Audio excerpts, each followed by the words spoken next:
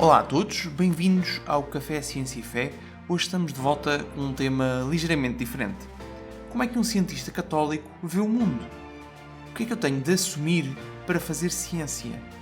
Será que a fé atrapalha ou clarifica estes pressupostos? Nesta conversa de duas partes, iremos ver estas e muitas outras questões.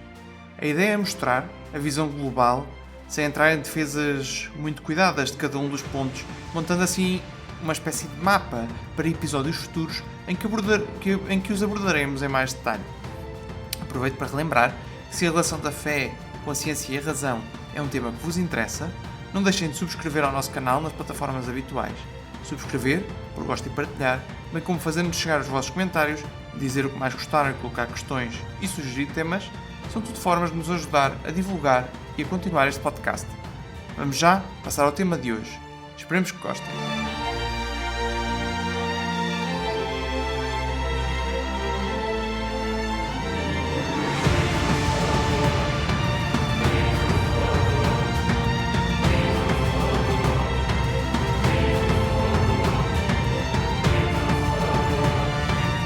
Ora, muito bem-vindos a mais um episódio do Café Ciência e Fé. Eu sou o Gonçalo Andrade e estou aqui hoje com o Bernardo Mota. Olá, Bernardo.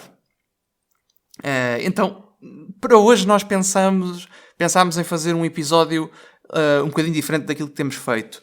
A ideia do episódio de hoje é um bocadinho estabelecer a visão global do que vão ser os próximos episódios, e o que pensámos em fazer foi mostrar como é que um cientista católico vê o mundo, ou seja, como é que uma pessoa com formação científica e que ao mesmo tempo tem é católica e vê o mundo com os olhos de um católico, como é que a pessoa integra estas duas formas de olhar para a realidade na sua vida e na sua forma de ver o que está à sua volta. Claro que este é o objetivo do nosso podcast, ou seja, nós em todos os episódios fazemos um pouco isso, mas neste episódio Exato. Em concreto vamos tentar transmitir essa forma de ver as coisas de maneira mais concisa. Exato. E aqui, só para esclarecer um bocadinho, portanto, a ideia do episódio de hoje não é defender em todos os detalhes cada uma das coisas que vamos dizer. A ideia é mais expor como é que é a visão global das coisas, e depois ao longo dos próximos episódios vamos ver detalhes de como é que se justifica cada um dos passos que estamos a apresentar aqui. Sim, portanto a sessão de hoje é uma conversa mais expositiva ou descritiva, se quisermos, e não tanto uma defesa daquilo em que acreditamos. Isto depois haverá espaço para o fazer noutros episódios. Exato. Pronto, então nós gostaríamos aqui de começar este episódio por olhar um bocadinho para aquilo que são os pontos fundamentais, um bocadinho as premissas, se quisermos, da maneira como um cientista cristão vê o mundo. E pronto, nós baseamos esta ideia na nossa experiência, não é, Bernardo? Tanto a minha como a tua. Tivemos os dois formação científica, embora no teu caso tenha sido mais focado na engenharia. Mais engenheiro do que cientista, exatamente. Pronto, eu fui em física, embora não esteja a trabalhar nisso agora, mas foi a minha formação e estruturou a maneira como olho para o mundo e como penso nele. Mas baseamos isto não só na nossa experiência pessoal, como também naquilo que fomos lendo acerca das vidas de grandes cientistas católicos. Alguns deles vamos referir aqui ao longo do podcast, não necessariamente hoje, mas nos episódios que se seguem. Sim, eu acho que essa para mim também foi uma grande inspiração, conhecer esses cientistas, ou como antigamente se chamava, esses filósofos da natureza, que estudavam a natureza e que ao mesmo tempo eram católicos, um pouco para desmontar a ideia de que, se olharmos séculos para o passado, um pouco aquilo que está mais do que desacreditado, que é a teoria do conflito, a tese do conflito, de que nos séculos passados havia duas classes sempre em guerra, não é? A classe clerical e a classe dos cientistas, e que estavam sempre em guerra. Bom, estudando os grandes pensadores do passado, não encontramos isso, encontramos, pelo contrário, pessoas com uma visão bastante científica do mundo natural e cuja fé católica, cuja fé cristã não era menos intensa por causa disso. Exato. Pronto, aquilo que nós pensámos em fazer aqui no início do episódio era explicar um bocadinho qual é que é a visão popular das coisas. E por visão popular, aquilo que queremos dizer é a visão que muitas vezes se passa hoje em dia, que está muito assente no materialismo e até no ateísmo. Portanto, uma visão materialista que é o que também nos entra todos os dias em casa, não é? Quer pela televisão, Exato. Pela rádio, pelas redes sociais, todo o tipo de canais mediáticos.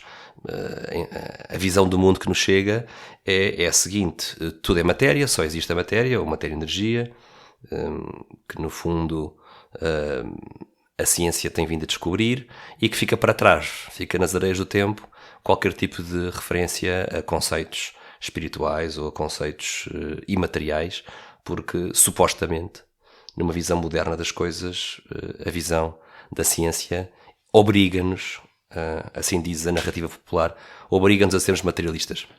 Só que ser materialista não é uma opção sem dor. Por exemplo, se tudo é matéria, não há, por exemplo, conceitos abstratos. Nós não conseguimos abstrair conceitos abstratos daquilo que vemos à nossa volta. O próprio discurso, a própria conversa entre as pessoas fica certamente prejudicada, a vida intelectual fica fragilizada, não é? Se na verdade tudo o que nós somos são compostos materiais, fica muito complicado explicar o que é sequer o pensamento humano. Por exemplo, nós não podemos sequer falar no conceito abstrato de um círculo. Na verdade, não há conceitos abstratos, não é? O que existem são cargas elétricas nos nossos neurónios, reações químicas, neuronais, e não há nenhuma abstração aí. Somos apenas máquinas biológicas muito sofisticadas. E há aqui um ponto que é importante referir. É que às vezes passa-se um bocado a ideia de que, por exemplo, olhando para a ciência, se nós... Às vezes passa-se a ideia de que a ciência mostrou que não existem estas realidades imateriais que estamos a falar, não é?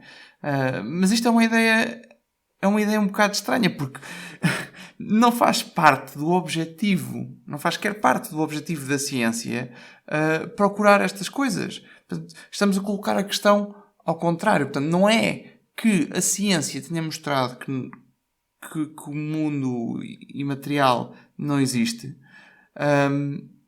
Em vez disso, quando nós construímos o método científico, nós deliberadamente escolhemos ignorar tudo o que não é material. Porque é aquilo que estamos a tentar estudar. Estamos a tentar estudar a matéria e a maneira como as coisas se comportam de forma natural. É isso que estamos a tentar fazer em ciência. Portanto, é simplesmente uma questão de método. Sim, sem dúvida. Sim. É uma opção metodológica, da ciência contemporânea, uma opção muitíssimo bem sucedida, e longe de nós criticá-la. Essa opção metodológica de só procurar as causas materiais é uma opção que trouxe resultados fantásticos. Não é? Depois há aqui uma coisa que eu acho que é interessante dizer, não é? Que é argumentar que a ciência, com o seu método, ignora, mostra que apenas existe aquilo que é material. É um bocadinho como alguém desmontar um computador, olhar individualmente para as peças e dizer que está tudo ok. Mas o problema que eu tinha no computador era no software. Então, essa pessoa vai olhar para as peças e dizer que está tudo ok, não vai conseguir dizer se há algum problema no software do computador. Portanto, se eu tenho um vírus ou uma coisa desse estilo. Porque o método que está a utilizar simplesmente não serve para isso. E não é que um método seja bom e os outros sejam maus. Exatamente. É simplesmente nós temos que reconhecer, quando estamos a utilizar um determinado método, seja um método científico ou seja o outro, para o que é que estamos a olhar e sobre que coisas é que podemos tirar conclusões. Há uma outra analogia muito interessante também, que o método, ou os métodos usados hoje em dia pelos cientistas de procurar só causas naturais, o filósofo norte-americano Edward Feser costuma comparar, por exemplo, com quem utiliza um detector de metais na praia, que é uma máquina feita para detectar metal. E por isso uma pessoa não deve ficar muito surpreendida se aquela máquina não detectar, por exemplo, comida ou lixo, não é? Debaixo de lixo não metálico, debaixo da areia, porque aquilo é todo de metais e está desenhado para isso. Da mesma forma, o método científico está feito para encontrar causas naturais e por isso não vai encontrar quaisquer outras causas, não é? Porque é um método que procura apenas causas naturais. E até é interessante, nós vamos ter episódios em que vamos falar um bocadinho sobre a Idade Média, até é interessante descobrirmos que este tipo de discussões, as discussões da importância de usar apenas causas naturais ou causas materiais quando estamos na natureza, foram ideias que surgiram na cabeça de teólogos. Ou seja, esta intuição de que a natureza se compreende melhor, considerando que Deus colocou a natureza em existência com as suas próprias leis, não é? E que depois o ser humano, para compreender a natureza, tem que procurar apenas causas naturais. Este tipo de discussões são discussões teológicas que acontecem na Idade Média e até com algumas raízes anteriores à Idade Média. E por isso não são apenas coisas que surgem, não é, nos últimos 200 anos. São intuições cristãs, se quisermos, teologicamente cristãs. E por isso a metodologia da ciência de só usar causas materiais é uma opção de método. E seria uma falácia. Daí concluir que não há causas para além das causas naturais. Simplesmente o método da ciência não as procura, nem as aceita e por isso não as vai descobrir dessa forma, naturalmente. Não quer dizer que elas não existam. Exato. Mas depois esta visão popular tem outras consequências. Por exemplo, acredita que a teoria, pronto, como nós sabemos, existe uma coisa que é a teoria da evolução, que é utilizada para explicar o surgimento das espécies, e aqui há várias visões do mundo que se podem ter, mas na visão materialista, esta evolução é uma coisa que não é guiada, é uma coisa puramente aleatória. Nós depois vamos ver que, enquanto católicos, podemos aceitar a teoria da evolução, mas está sob a alçada da providência divina. Portanto, as coisas não são aleatórias, não é? Mas não completamente, porque não são desprovidas de propósito, de forma alguma. Não são desprovidas de propósito. E esta visão da teoria da evolução foi algo que levou o próprio Darwin a ter algumas dúvidas em relação a isso, por causa das consequências da visão materialista. Ele até chamou essas dúvidas, chamou uma horrível dúvida. Eu acho que vale a pena lermos aqui uma carta do Charles Darwin a um seu amigo William Graham. Ele estava a agradecer o livro que ele tinha enviado, uma carta de 3 de julho de 1881. E o Charles Darwin estava a partilhar com este amigo a horrível dúvida que ele sentia ao conjugar um processo evolutivo sem propósito com a própria atividade intelectual dele, não é? Como um pensador científico. E ele diz ao seu amigo: vós haveis exprimido a minha convicção interior, embora de forma mais vívida e clara do que eu seria capaz, de que o universo não é o resultado do acaso. Mas então surge sempre em mim a horrível dúvida sobre se as convicções da mente humana, que se desenvolveu a partir da mente de animais inferiores, têm algum valor, ou são sequer dignas de confiança. Alguém confiaria nas convicções da mente de um macaco, se é que há convicções em tal mente? É muito interessante, porque se nós combinamos uma teoria da evolução inteiramente materialista, sem propósito, se a combinamos com o uso do nosso intelecto, não é? Temos aqui uma espécie de temos um problema grave de coerência, porque estamos sentados no ramo de uma árvore e estamos a serrar o ramo no qual estamos sentados, não é? Para haver raciocínio humano, nós não podemos acreditar que o processo que nos formou como seres humanos, não é? Capazes de raciocinar, é um processo completamente sem propósito e que por isso... e pior do que isso, um processo que está direcionado para a sobrevivência de uma espécie e não para as suas capacidades intelectuais, não é? Como é bem sabido,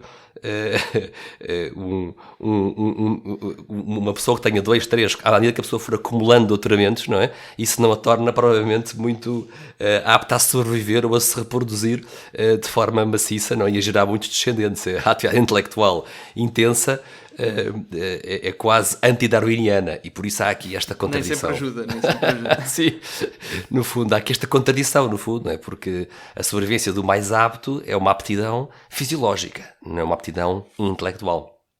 Sim, o principal problema aqui e que o Darwin reconhece, é termos uma teoria que diz que os métodos que eu utilizei para chegar a essa teoria não são válidos. Certo, exatamente. É uma coisa que dá um tiro no próprio pé. Portanto, o que nós vemos a conclusão que tiramos aqui não é que a evolução não está correta, não é?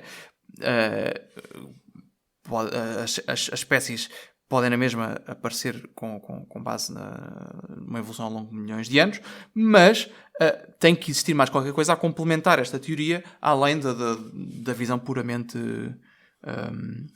aleatória e materialista. Porque senão damos um tiro no próprio pé. É esse o principal problema.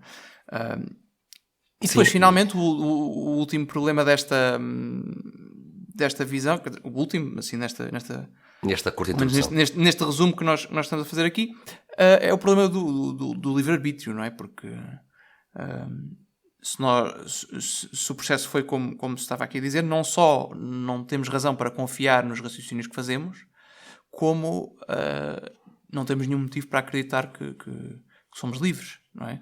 É que esse é um ponto que por vezes eu tenho tentado já várias vezes, e confesso com pouco sucesso, tentado já várias vezes quando converso com outros amigos e conhecidos meus que não que defendem esta visão materialista. Nem todos, mas muitos deles acham que não existe livre-arbítrio. Nem todos, mas muitos acham que o livre-arbítrio é uma ilusão.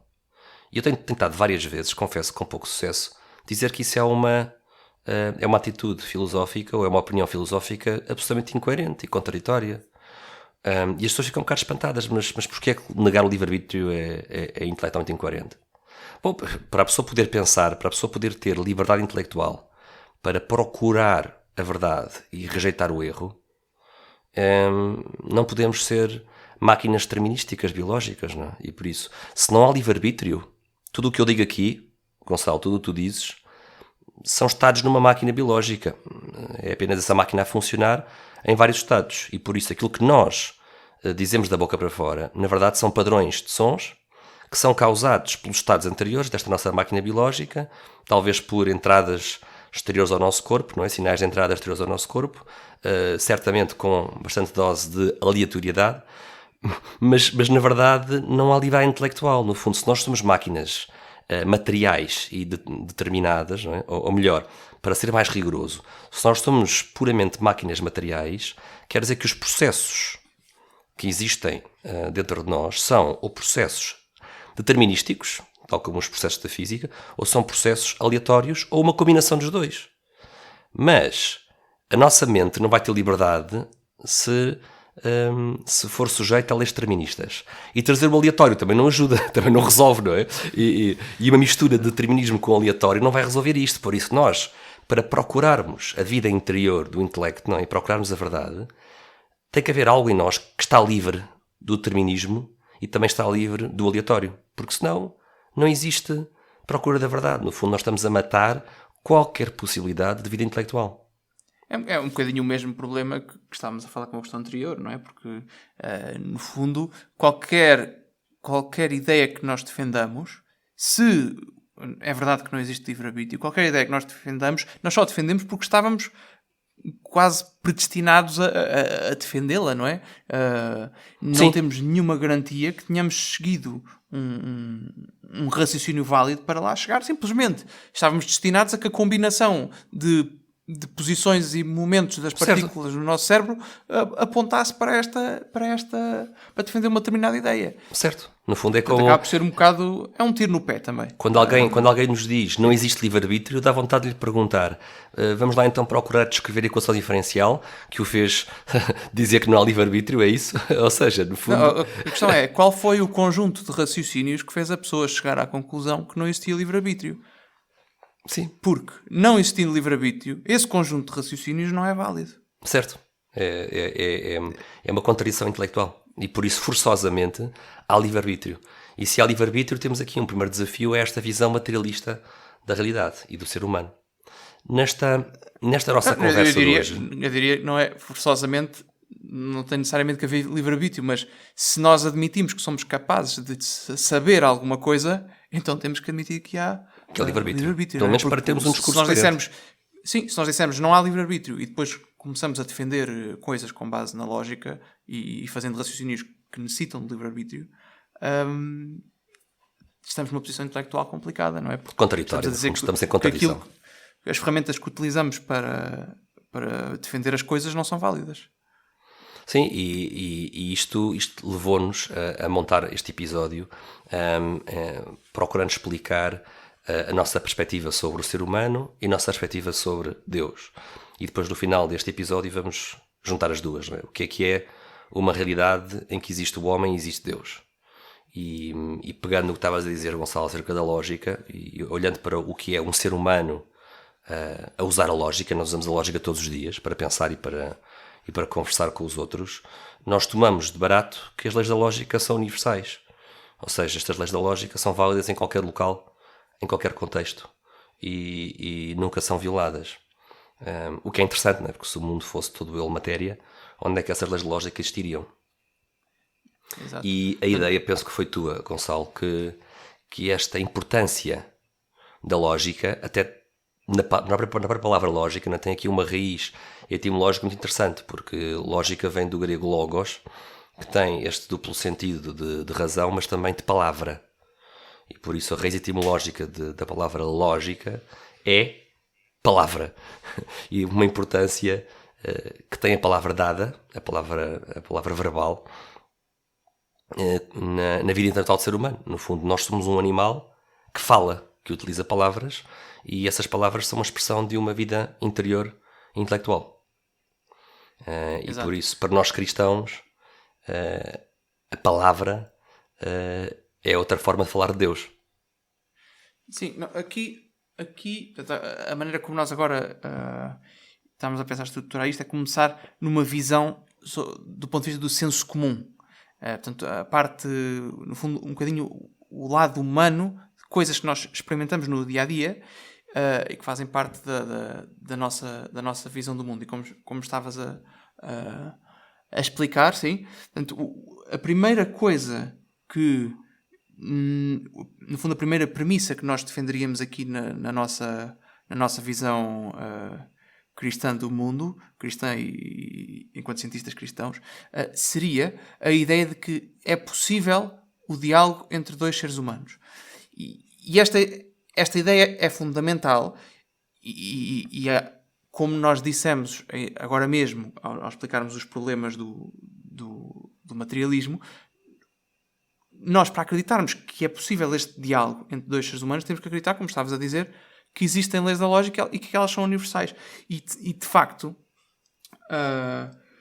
porquê? Porque se elas não forem universais, eu posso estar aqui a falar contigo imenso tempo. E se elas não forem universais, eu posso ter um conjunto de regras que eu utilizo que é diferente daquele que tu utilizas. E, portanto, é impossível nós chegarmos a alguma comunicação significativa. Não há diálogo. É impossível. Não há qualquer hipótese de diálogo. Não há.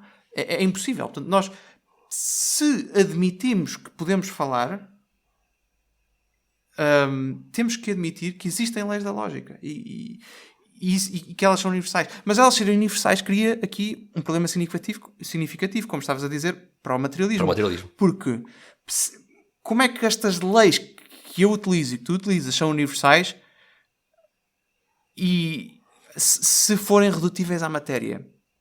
É impossível, não é? As coisas que são universais têm que estar...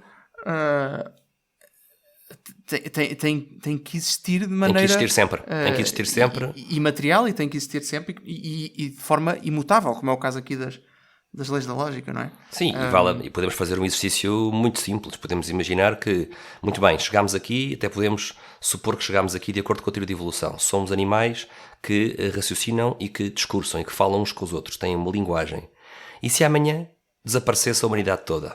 Se, por algum cataclisma, desaparecesse para sempre a capacidade, ou estes seres humanos que pensam e que falam. E vamos até imaginar que, havendo outras espécies inteligentes no universo, que por iguais cataclismos também desapareciam.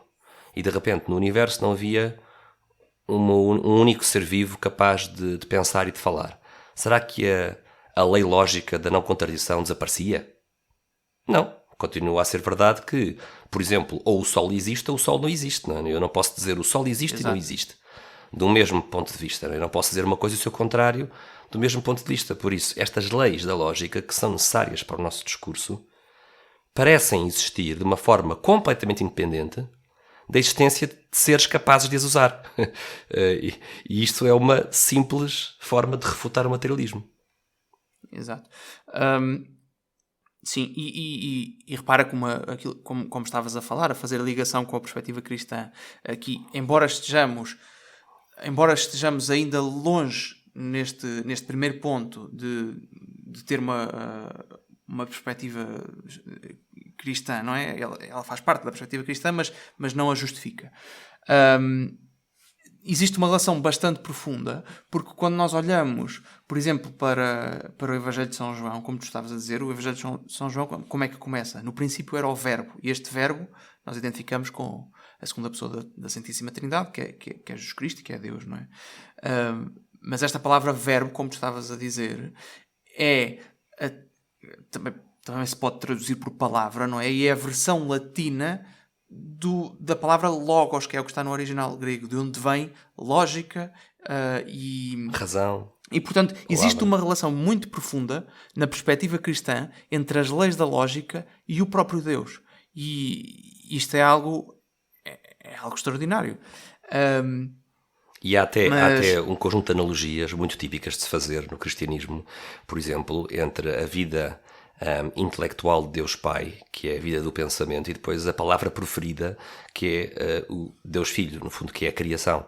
Há esta analogia entre aquilo que é interior e mental e aquilo que se torna visível, nomeadamente pela criação.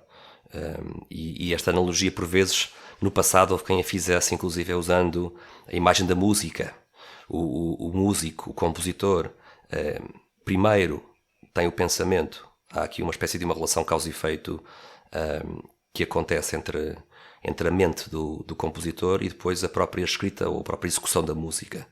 O compositor primeiro concebe a música mentalmente e depois ou coloca por escrito, materializa, não? Ou então toca ou executa e ela torna-se audível e torna-se também comunicável. E estas analogias sempre se fizeram quando se compara Deus Pai com Deus Filho, por exemplo, e por isso se identifica o Verbo, como faz o Evangelho de São João, com a criação. No fundo, a criação é a obra do Filho, é a palavra preferida. E no fundo, e tudo isto mostra a importância enorme que tem para o cristianismo esta vida interior mental. E por isso mesmo o materialismo é absolutamente incompatível com o cristianismo. No fundo, são azeite e água, porque são duas formas completamente diferentes de ver a realidade. E seria impensável um cristianismo materialista. Exato. E repara como já aqui, no primeiro ponto, portanto, só pelo facto de assumirmos que é possível diálogo entre dois seres humanos, nós chegamos logo à conclusão de que existe algo, que são as leis da lógica, que é universal, que é imaterial, que é válido em todo o lado, que é imutável, não muda. E repara como muitas destas características são características que nós podemos atribuir depois a Deus, não é? Portanto, são coisas que são compatíveis desde a raiz, portanto, desde o mais básico senso comum. Podemos ver esta noção, podemos ir buscar algo da noção cristã de Deus. Mas ainda não estamos lá, ainda estamos no ponto de vista exclusivamente... Ainda estamos no ponto humano, estamos a falar do ser humano. Exclusivamente humano, não é? Portanto, existem as leis da lógica, são universais e são necessárias para o diálogo.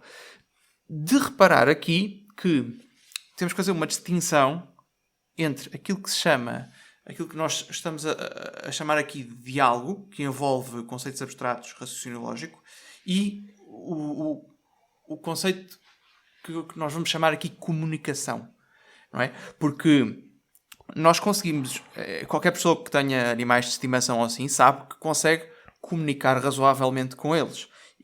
Mas há aqui uma distinção importante, não é? Claro, há a comunicação Se no nós reino tivermos animal. um cão ou um gato, os animais são capazes de compreender muito bem os nossos estados emocionais, por exemplo. Porque a parte das emoções é uma coisa que nós podemos dizer que acaba por ser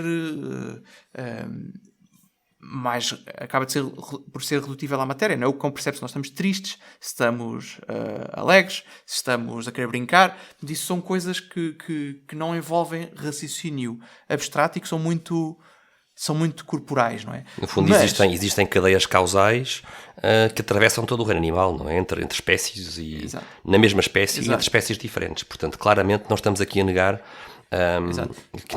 a comunicação animal, comunicação não verbal, comunicação sim, e os sonora, animais tudo isso existe, claro que sim. Não só percebem as nossas emoções, como em certas condições, dependendo da pessoa, se calhar até são capazes de as perceber melhor do que outros seres humanos, porque Sim, portanto, porque diálogo... a parte emocional tem essas... Eles podem ter uma sensibilidade para a parte emocional que algumas pessoas têm menos, não é? Quando estamos aqui a falar de diálogo, estamos a falar de diálogo humano, que é um diálogo Exato, que necessariamente diálogo implica humano. abstração. Mas, por exemplo, implica se eu pensamento chegar abstrato. se eu chegar ao pé do meu cão e lhe disser, olha, havia uma menina e um dia chegaram-se ao pé dessa menina e perguntaram-lhe, olha, o que é que tu gostavas de ser quando fosses grande como a tua mãe? E a miúda respondeu, o que é que gostavas de fazer quando fosses grande como a tua mãe? E ela respondeu, dieta. E se eu disser isto ao meu cão, O cão não vai perceber. ele não vai perceber, ele não se vai rir. Ele não se vai rir. Porque existe aqui um raciocínio abstrato que eu tenho que fazer para conseguir perceber esta piada. Dos dois lados. É um raciocínio abstrato de quem conta e de quem a ouve. Quer dizer, é uma Exato. comunicação necessariamente que envolve abstração. E essa é a grande diferença. E é isso que queremos dizer com diálogo humano. Diálogo humano é a forma superior de comunicação, mas não estamos a negar que e existe, obviamente, comunicação no reino animal, mas a comunicação com abstração é exclusiva da nossa espécie e é um patamar completamente diferente de diálogo e de comunicação. E é isso que nos estamos a referir. Eu até acho aqui oportuno, Gonçalo, introduzir aqui um pequeno detalhe, sem obviamente irmos aprofundar este tema. Vamos ter a oportunidade para falar sobre este tipo de questões mais à frente noutros episódios, mas uma das importantes razões pelas quais os cristãos acreditam que a morte não é o fim do ser humano tem um pouco a ver com isto, porque o ser humano parece de alguma forma ter acesso a um mundo mental, a um mundo intelectual de conceitos abstratos que não são relativos à matéria. E é por virtude de ter acesso a esses conceitos, não é? Falámos nas leis da lógica, mas poderíamos falar em formas matemáticas, poderíamos falar em notas musicais, poderíamos falar em conceitos abstratos, em raciocínios abstratos. Não é? Aliás, era por isso que os gregos já acreditavam que existiria vida depois da morte, precisamente por isso também. Pela vida intelectual, não é? Podemos pensar no Platão, no platonismo, no mundo das ideias de Platão, no fundo, é este aspecto que parece inegável, não é? Do ser humano, que sem deixar de ser material, porque somos certamente corpo e matéria, mas temos acesso a uma vida imaterial, a um aspecto imaterial da nossa existência, é que é uma das fortes razões filosóficas para acreditarmos que a morte do nosso corpo não é a extinção inteira do nosso ser. O corpo morre, mas nós não podemos desaparecer totalmente, porque se durante a vida houve uma parte de nós que teve acesso a estas realidades imateriais, elas não se decompõem como o corpo se decompõe, como são imateriais, não se corrompem como a matéria se corrompe. E é esta vida do intelecto que faz e não só, mas é uma das razões que leva o cristão a estar convencido de que a sua existência continua após a decomposição física do seu corpo. Mas é um tema que deixaremos para aprofundar certamente noutros episódios, exato. Para não nos descarrilarmos. Mas no fundo nós partimos, Gonçalo, de um dado senso comum. O ser humano conversa, raciocina para conversar, não é? Usa a lógica, necessariamente usa a lógica. Logo existem coisas universais e materiais, nomeadamente a lógica, que é utilizada para esta conversação, e portanto a nossa existência não se reduz ao material. Mas o ser humano, a nossa existência humana, não quer dizer que, obviamente, que há uma série de entidades, não é? Cuja existência é puramente material. Um mineral, por exemplo, um bocado de ferro. Exato. Mas passamos então, se calhar, ao segundo ponto desta visão humana de como é que nós vemos o mundo. E se no primeiro ponto a ideia era que nós éramos capazes de dialogar e, portanto, existe a lógica, o segundo ponto tem a ver com a maneira como nós captamos informação. E que ponto é este? É a ideia de que os nossos sentidos, em geral, nos dão informação fidedigna sobre o mundo à nossa volta. Isto não significa que essa informação seja completa e não significa que seja sempre fiável, não é? Porque, por exemplo, se nós pensarmos no sentido da visão, todos nós sabemos que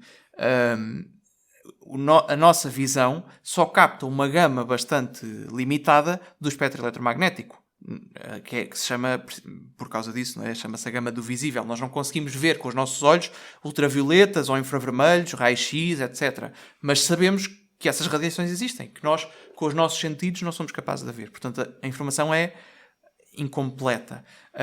E também sabemos que às vezes os nossos sentidos nos enganam. Por exemplo, quando vemos uma ilusão de óptica ou algo do género, não é? Mas, contudo, partir daqui e dizer que eles nunca seriam fiáveis seria um bocadinho dar um tiro no pé também, não é? Porque nós sabemos que existem, pelo menos, algumas situações bastante controladas em que nós podemos confiar nos sentidos. Por exemplo, se eu estiver num laboratório a fazer medidas de correntes elétricas e olho para o aparelho de medição e ele me diz que a corrente aquela corrente são 2 amperes, eu vou confiar que a minha visão está a funcionar bem nesse caso, num ambiente bastante controlado. E não precisa de ser assim tão controlado. Em geral, os nossos sentidos dão-nos informação fidedigna. E eu aproveito aqui, Gonçalo, esta referência à importância para a ciência do uso dos sentidos e para a vida humana em geral, para introduzir aqui uma das modas da nossa civilização, não é? A moda do ceticismo radical, que tem várias formas, mas uma das formas mais expressivas, mediáticas, foi o conjunto de filmes da série The Matrix, que todos certamente conhecem, em que se propõe que a nossa existência é uma total ilusão, que na verdade nós fazemos parte de uma gigantesca máquina e os nossos pensamentos são todos ilusórios, e fazemos parte de uma matriz, que é uma máquina muito complexa, que nos alimenta, mantém-nos vivo, alimenta-nos o nosso corpo e alimenta a nossa mente com ideias fantasiosas. E isto dá origem a momentos cinematográficos muito divertidos e especulação e conversa entre amigos, mas isto não pode ser um programa de vida, como é evidente. E estamos a cair na mesma situação de há pouco, ou seja, se nós achamos que tudo é matéria, então não há hipótese de haver livre-arbítrio na vida intelectual. Ora bem, isto é muito parecido, porque se nós entramos em devaneios de pensar que a realidade é a realidade da matriz, e há pessoas que tiveram sinceras dúvidas em relação a isso depois de ver estes filmes, o que é uma verdadeira loucura, é preciso abanar essas pessoas e dizer, senhores, se realmente vamos alimentar essa ideia de que os sentidos não são confiáveis e de que vivemos numa matriz, vamos desistir, não há mais nada para fazermos, quer dizer, acabou-se, não há mais nenhum debate, é que nem é possível, reparem... Acaba toda a ciência. Tudo, não, mas é mais do que a ciência. Se nós acreditarmos que a matriz é verdadeira, nós nem sequer podemos coerentemente dizer que acreditamos que a matriz é verdadeira, ou seja, isto mina completamente qualquer raciocínio, porque poderíamos pensar que a nossa convicção acerca da verdade da matriz tinha sido injetada pela matriz. Não sei se estão a perceber a brutal incoerência que isto é. Ou seja, há certos tipos de visões do mundo que são incoerentes, que nós não podemos nunca ter, que temos que abandoná-las. Podemos rir-nos um pouco delas e brincar um pouco com elas, mas não podem ser levadas com seriedade de forma alguma, porque isso seria uma contradição. Sim, mas aqui eu diria que neste ponto não se trata necessariamente de acreditar que estamos dentro de uma matriz Sim, com outros seres que estão a simular. Aqui, imagina, nós podíamos ter evoluído, não é? E ter os nossos sentidos terem evoluído de tal maneira que não nos dão informação verdadeira acerca da realidade. Sim, podíamos ter uns sentidos que distorciam tudo sempre, não é? Distorciam tudo sempre. Exato. Não tem necessariamente que ser a matriz, uma situação como do filme do meio, embora isso seja uma forma bastante cinematográfica engraçada de pôr, e que no fundo parte desta ideia, não é? No fundo, o que é que aconteceu, o que acontece nesse filme? Eles exploram esta ideia com mais algumas pozinhos, mais alguns pozinhos de criatividade. Exato. Mas poderíamos simplesmente dizer que nós evoluímos de maneira a termos sentidos que não nos dão informação verdadeira. Mas é que se nós fizermos isto, toda a ciência vai por aí abaixo. E se nós acharmos que as conclusões que nós tiramos da ciência são tais que nos fazem chegar a esta conclusão, estamos a ter o mesmo problema de há bocado. Portanto, o problema destes pontos, de nós não assumirmos estas coisas, nós não assumirmos que existe a lógica universal, não assumirmos que os nossos sentidos nos dão informação fidedigna. Não assumirmos que temos livre-arbítrio. Sempre que não assumimos uma coisa destas, estamos a deitar por terra o próprio raciocínio que nos fez chegar a essa conclusão. Que nos levou lá. Certo. Que nos levou lá. Não é mesmo isso? E pronto, e este segundo ponto em particular, dos sentidos, repara que é a única maneira de nós conseguirmos aprender com o mundo à nossa volta. E curiosamente, aqui um pequeno parênteses histórico, esta ideia, esta desconfiança radical dos sentidos e até esta convicção de que vivemos numa ilusão tem raízes históricas. Pelo menos no Descartes, nas suas meditações metafísicas, em que ele introduz a hipótese do gênio maligno, não é? Ele, no fundo, o Descartes é levado a acreditar que na base da criação está um Deus bom, um Deus que não engana, porque se ele tivesse que postular o oposto, tivesse de achar que ele era o resultado da criação de um gênio maligno, bom, então não poderia ter confiança absolutamente nenhuma nos seus pensamentos. E, portanto, isto também não vem só do filme Matrix, isto são coisas mais antigas, mas no fundo, Gonçalo, eu estavas a dizer, nós, para termos coerência intelectual em qualquer tipo de ideia, nós temos que partir de certos pressupostos, aceitar a lógica, aceitar o livre-arbítrio, aceitar que os sentidos não nos enganam.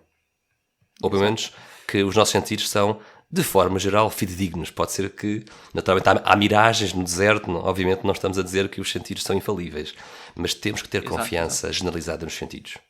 Sim, em geral. E pelo menos em certas condições temos que assumir que nos dão informação fidedigna. E com base nestes dois pontos que vimos agora, depois temos um terceiro, e nós, no fundo, com estes 3 pontos que estamos a ver aqui, estamos a ver a forma como o ser humano conhece o mundo à sua volta, através, numa perspectiva muito qual é que é o nosso senso comum, não é? Porque acho que isto são coisas que muitos de nós acreditamos sem sequer pensar nisso, mas que são razoáveis de acreditar. O nosso terceiro ponto é que confiar é um ato humano razoável. E o que é que queremos dizer com isto? Portanto, nós já vimos que existe a lógica universal que nos permite ter conversas uns com os outros.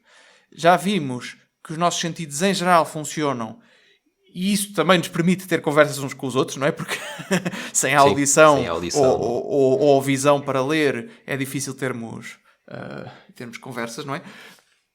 Mas, depois isto, o terceiro ponto que é, em geral, eu confiar naquilo que me é dito pelos outros é razoável. Em geral. Ou seja, podemos ter motivos que nos levem a desconfiar. Mas, em geral, é algo racional. Por exemplo, não, é algo racional eu confiar que a comida que a minha mãe me dá não está envenenada, não é? Uhum. Seria... as crianças têm essa dieta de atitude, as crianças têm essa atitude. Nós confiamos nos nossos pais, confiamos nos nossos professores, naquilo que eles nos ensinam. Se estivermos a fazer ciência, confiamos nos artigos científicos que estamos a citar, em princípio. Quando entramos numa maca, quando entramos numa maca para o bloco operatório, confiamos no cirurgião, no médico. e nos enfermeiros, sim. Sim. Neste exemplo da ciência, é claro que depois eu posso ir e tentar... eu posso ir olhar para um artigo e tentar mostrar se é mesmo assim ou não e revê-lo, não é? Mas muitos dos artigos que nós utilizamos são coisas que nós não vamos refazer, não é? Certo. Por exemplo, eu nunca fui à Lua, não é? Mas eu acredito que aquelas fotografias que nós vemos da Terra que os astronautas tiraram quando foram lá são verdadeiras e aqui Nós estamos a fazer um ato de confiança, não é? E é racional acreditarmos nisso. E atenção que quando este exemplo que tu acabaste de dar é um exemplo muito bom, porque é uma confiança com razões. Ou seja, em qualquer momento, quando nós dizemos aqui que confiar é um ato humano razoável, outra forma de dizer isto é, confiar é um ato humano composto por razões. Nós não estamos a dizer, olha, confia em algo sem razões. Não é isso que estamos a dizer. Quando nós descrevemos esta atitude de fé, a fé em sentido cristão, é uma fé que se aplica no dia-a-dia, mesmo em temas do mundo natural, não tem a ver necessariamente sempre com questões de religião, mas é uma confiança razoável, que é o mesmo que dizer uma confiança com razões. É fé no sentido humano, não é? No sentido estritamente humano.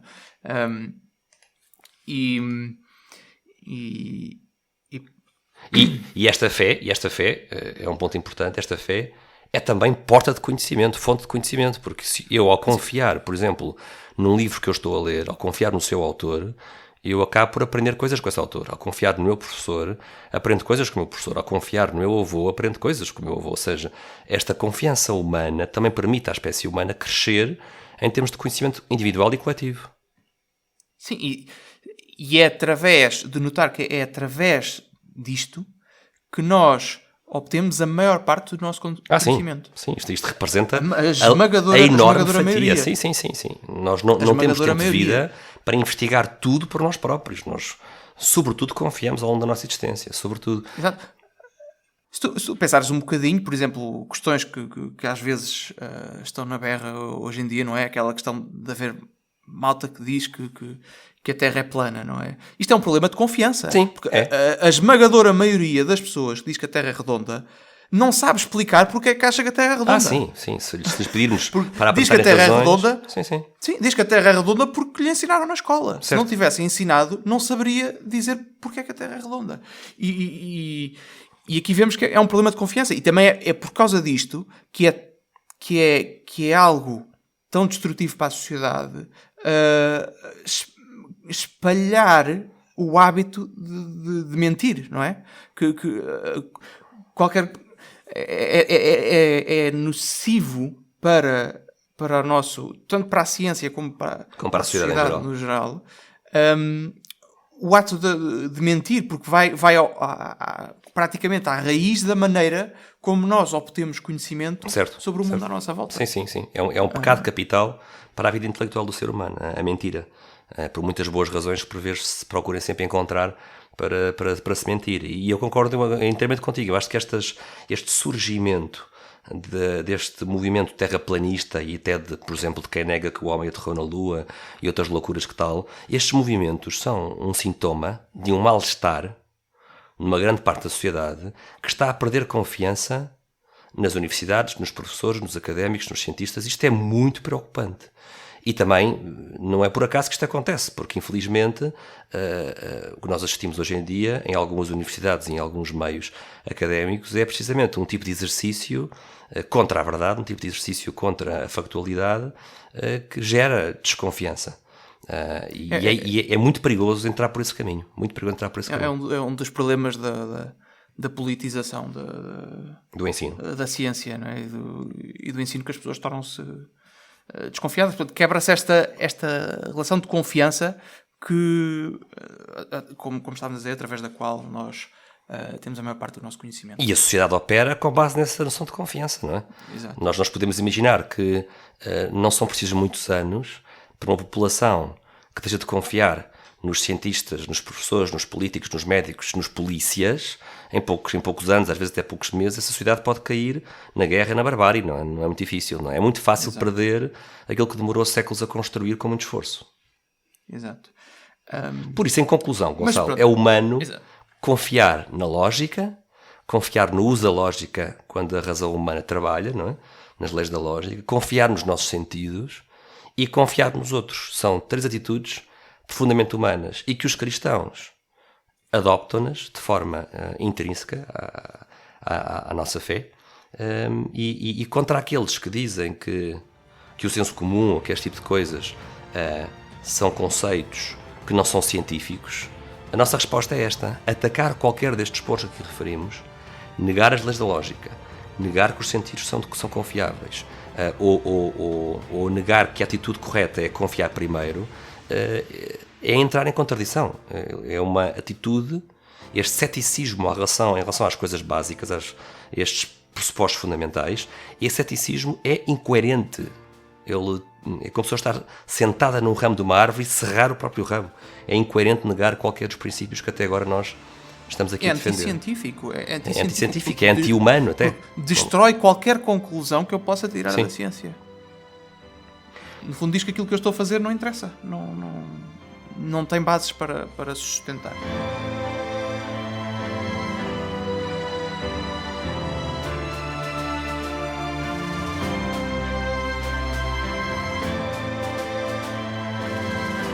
E foi a primeira parte desta conversa, esperemos que tenham gostado. Hoje focámos-nos na visão materialista e em alguns dos seus problemas e iniciámos a parte exclusivamente humana que fundamenta uma possível visão do mundo de um cientista cristão. Na segunda parte, iremos continuar este tópico, olhando para o que a fé nos diz sobre Deus e o seu papel na criação. E, finalmente, a forma como esta visão fundamenta as ideias do senso comum que vimos hoje, bem como as bases para se fazer ciência e confiar nas suas conclusões. Relembro que qualquer dúvida, comentário ou sugestão que tenham, podem deixar no nosso vídeo ou na plataforma onde nos acompanham, bem como enviar para os nossos contactos. Tentaremos ter o feedback em conta em episódios futuros. Voltaremos em breve com novos temas, sempre a mostrar a harmonia entre estas duas visões do mundo. Até lá, um abraço e fiquem bem.